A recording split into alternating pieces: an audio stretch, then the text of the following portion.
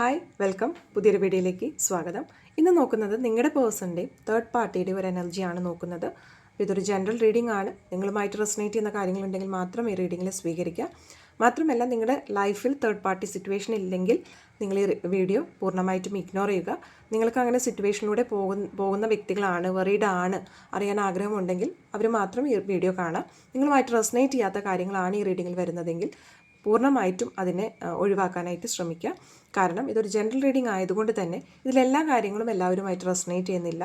അപ്പോൾ നിങ്ങളുടെ സിറ്റുവേഷൻസും നിങ്ങളുടെ എനർജിയും നോക്കാം. അതിനുശേഷം മാത്രം റീഡിംഗ് ഫോളോ ചെയ്യാനായിട്ട് ശ്രദ്ധിക്കാം. അപ്പോൾ എന്തായാലും നമുക്ക് റീഡിങ്ങിലേക്ക് കടക്കാം. ഓക്കെ, നമുക്ക് റീഡിംഗ് സ്റ്റാർട്ട് ചെയ്യാം. ആദ്യമായിട്ട് നോക്കുന്നത് അവരുടെ എനർജി എന്തായിരുന്നു, നിങ്ങളുടെ പേഴ്സൻ്റെ എനർജി തേർഡ് പാർട്ടിനോടുള്ള എനർജി എന്തായിരുന്നു എന്നുള്ളതാണ് നോക്കുന്നത്. അപ്പോൾ ആദ്യം അവരുടെ ഒരു പാസ്റ്റ് എനർജി കാണിക്കുന്നത് അവരെടുക്കുന്ന തീരുമാനങ്ങൾ അല്ലെങ്കിൽ അവരേത് വഴിയിലാണോ പോയിരുന്നത് അതിൽ ഹാപ്പി ആയിരുന്നു അവരെന്നാണ് കാണിക്കുന്നത്. അവരവരുടെ ഒരു സുഖം, അവരുടെ ഒരു കംഫോർട്ടാണ് കൂടുതൽ പ്രാധാന്യം കൊടുത്തിരുന്ന വ്യക്തികളായിട്ടൂടെ കാണുന്നത്.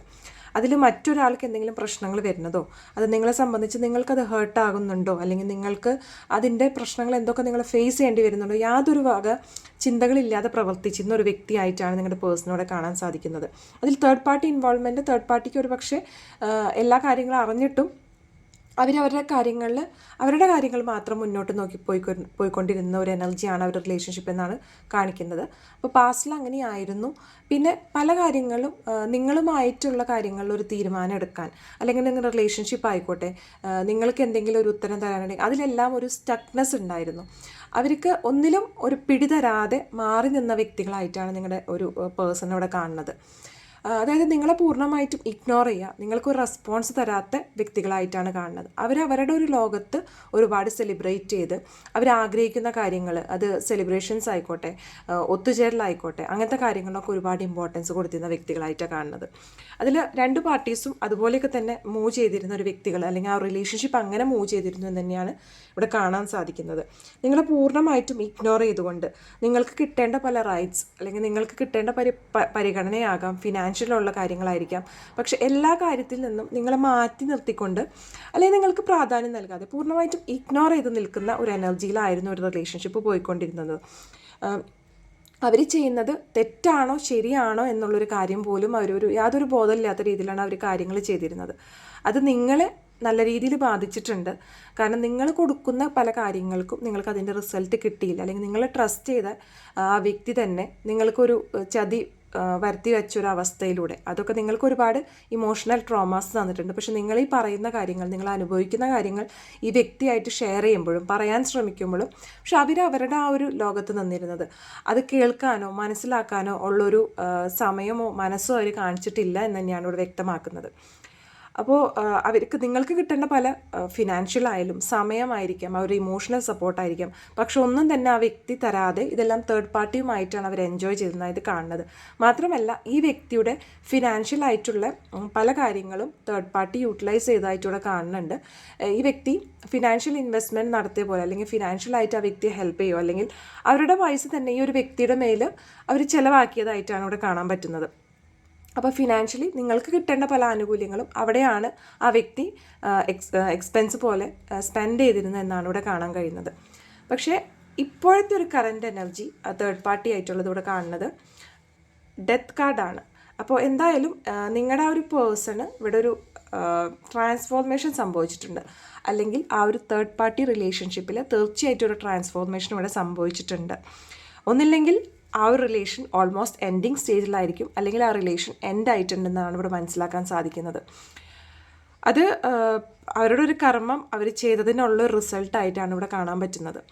ഇപ്പോൾ അവരനുഭവിക്കുന്ന ഒരു വിഷമം അല്ലെങ്കിൽ നിങ്ങളുടെ പേഴ്സണ് മനസ്സിലുള്ളൊരു വിഷമം എന്ന് പറയുന്നത് അവരവരുടെ ചിന്തകളിൽ തന്നെ അവർക്കൊരു നല്ല രീതിയിൽ മനസ്സിൽ നല്ല പേടിയുണ്ട്, പല തീരുമാനങ്ങൾ എടുക്കാനുള്ള ഭയമുണ്ട്. അത് തേർഡ് പാർട്ടിയോടുള്ള പേടിയായിരിക്കാം. കാരണം അവരതിൽ നിന്ന് പിന്മാറിയാൽ എന്തായിരിക്കും അതിൻ്റെ റിസൾട്ട് എന്നുള്ളൊരു കാര്യത്തിൽ അവർക്ക് പേടിയുണ്ട്. ചിലപ്പോൾ നിങ്ങളായിട്ട് കമ്മ്യൂണിക്കേറ്റ് ചെയ്ത് വീണ്ടും വരാനുള്ളൊരു ഭയം ഉണ്ടാകാം. അവർ തിരിച്ചു അവർക്ക് വൈകാരികമായിട്ടുണ്ടായിരുന്ന ഒരു സന്തോഷം സമാധാനത്തിലേക്ക് പോകാനാണ് ആ വ്യക്തി ഇപ്പം ആഗ്രഹിക്കുന്നത്. അത് സുഹൃത്ത് ബന്ധങ്ങളായിട്ടും മറ്റും ഒരു വിട്ടുനിന്നൊരു സാഹചര്യം ആ വ്യക്തിക്ക് ഉണ്ടായിട്ടുണ്ട്. പലരെയും ഇഗ്നോർ ചെയ്തുകൊണ്ട് അല്ലെങ്കിൽ പലരും മനസ്സിലാക്കി കൊടുക്കാൻ ശ്രമിക്കുമ്പോൾ അതിൽ നിന്നൊക്കെ മാറി നിന്നൊരു എനർജി പേഴ്സൻ്റെ കാണുന്നുണ്ട്. അപ്പോൾ തിരിച്ച് മറ്റുള്ളവരെ സപ്പോർട്ട് വേണം, സ്നേഹം വേണം എന്നുള്ളൊരു ആറ്റിറ്റ്യൂഡാണ് ഈ പേഴ്സണെ സംബന്ധിച്ചിട്ട് ഇപ്പോൾ ഈ പേഴ്സൺ ആഗ്രഹിക്കുന്നത്. പക്ഷെ അതേസമയം ആ വ്യക്തി അവരുടെ തന്നെ ചിന്തകളിൽ ഇപ്പോൾ കുടുങ്ങിക്കിടക്കുകയാണ്. എന്ത് ചെയ്യണം, ഏത് വഴി പോകണം, ഇപ്പോൾ ആകെ ഒരു ഒറ്റപ്പെട്ട ഒരു സ്ഥിതിയിലും എന്ത് ഡിസിഷനാണ് എടുക്കേണ്ടത് അല്ലെങ്കിൽ ഏത് പാതയിലാണ് പോകേണ്ടതെന്നുള്ള നല്ല രീതിയിലൊരു കൺഫ്യൂഷൻ നിങ്ങളുടെ പേഴ്സൺ ഇവിടെ കാണുന്നുണ്ട്. ഈ പേഴ്സൺ ഇപ്പോൾ പല കാര്യങ്ങളും ഇപ്പോൾ കാണാത്ത പല കാര്യങ്ങൾ കാണുന്നുണ്ട്. എന്നാൽ പല കാര്യങ്ങൾ ഈ വ്യക്തി മനസ്സിലാക്കേണ്ട സമയത്ത് മനസ്സിലാക്കാതിരുന്ന സിറ്റുവേഷൻസ് ഉണ്ടായിട്ടുണ്ട്. ഇപ്പോൾ തേർഡ് പാർട്ടി നിങ്ങൾ എന്നുള്ളൊരു തീരുമാനത്തിൽ ഒരു ഡിസിഷൻ എടുക്കാനായിട്ട് ആ വ്യക്തിക്ക് പറ്റാത്തൊരു സ്ഥിതിയാണ്. പറ്റാത്ത സ്ഥിതിയുടെ റീസൺ എന്ന് പറഞ്ഞാൽ ആ വ്യക്തി പല കാര്യങ്ങളും ഇവിടെ ഭയക്കുന്നുണ്ട്. അതുകൊണ്ട് തന്നെ ആ വ്യക്തിക്ക് പല തീരുമാനങ്ങളിലേക്ക് പോകാനുള്ളൊരു ഭയം നല്ല രീതിയിൽ ആ വ്യക്തിനെ എഫക്റ്റ് ചെയ്യുന്നുണ്ട്. എന്തായാലും ആ ഒരു ബന്ധം ഓൾമോസ്റ്റ് എൻഡിങ് സ്റ്റേജ് അല്ലെങ്കിൽ എൻഡായെങ്കിൽ കൂടി ആ വ്യക്തി എന്തിനോ ഭയക്കുന്നുണ്ട്. നിങ്ങളിലേക്ക് തിരിച്ചു വരാൻ എന്തായാലും ആ വ്യക്തി ആഗ്രഹിക്കുന്നുണ്ട്. പക്ഷെ അതേസമയം അവർ ചെയ്ത പല കാര്യങ്ങളുടെ കുറ്റബോധം അവർ മനസ്സിൽ പേറുന്നുണ്ട്. അപ്പോൾ ഒരു സമയത്ത് നിങ്ങൾക്ക് സമയം തന്നില്ല, നിങ്ങൾ മനസ്സിലാക്കാത്തത് കൊണ്ട് തന്നെ ഇപ്പോൾ വന്ന ഒരുപാട് ക്വസ്റ്റ്യൻസ് ചിലപ്പോൾ അവർക്ക് കോൺഫ്രണ്ട് ചെയ്യേണ്ടി വരും.